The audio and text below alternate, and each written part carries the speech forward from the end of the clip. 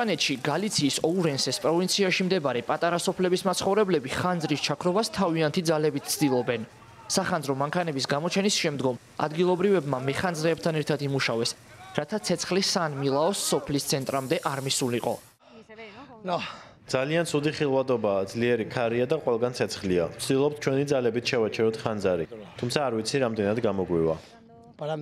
ამ კვირაში ესპანეთი რამდენიმე მსხვილ ხანძარს ებრძოდა.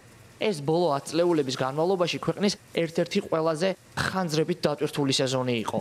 ათასობით მეხანძრე ჯარისკაცებისა და თვითმფრინავების დახმარებით ხანძრის წინააღმდეგ ბრძოლას კვლავ აგრძელებს.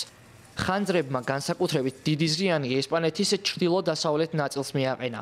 ქვეყნის მეტეოროლოგიურმა სააგენტო AEMET-მა განაცხადა, რომ ხანძრის რისკი კვლავ ძალიან მაღალია, განსაკუთრებით გალიციის რეგიონში. ჩემს ოჯახს აქ ყველგან მიწის ნაკვეთები აქვს. რა თქმა უნდა, ასეთ ხანძარს არ ველოდით. სიმართლე გითხრათ, მართლაც რთული სიტუაციაა. გალიციაში გაჩენილმა ხანძრებმა პატარა მეჩხრად დასახლებული ქალაქები ძალიან დააზიანა, რის გამოც ადგილობრივები ხშირ შემთხვევაში იძულებულნი გახდნენ მეხანძრეების მოსვლამდე თავად ჩაექროთ ცეცხლი.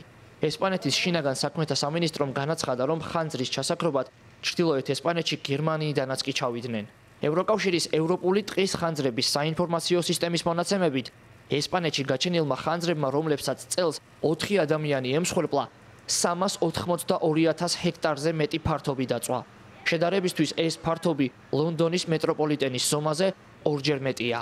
ხანძრების უმეტესობა ადამიანის საქმიანობით ან დაუდევრობით არის გამოწვეული.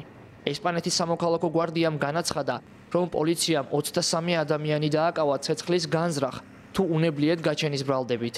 მეცნიერები ამბობენ, რომ კლიმატის ცვლილება ევროპის ზოგიერთ ნაწილში სიცხისა და სიმშრალის სიხშირესა და ინტენსივობას ამძაფრებს, რაც რეგიონს ხანძრების მიმართ უფრო დაუცველს ხდის.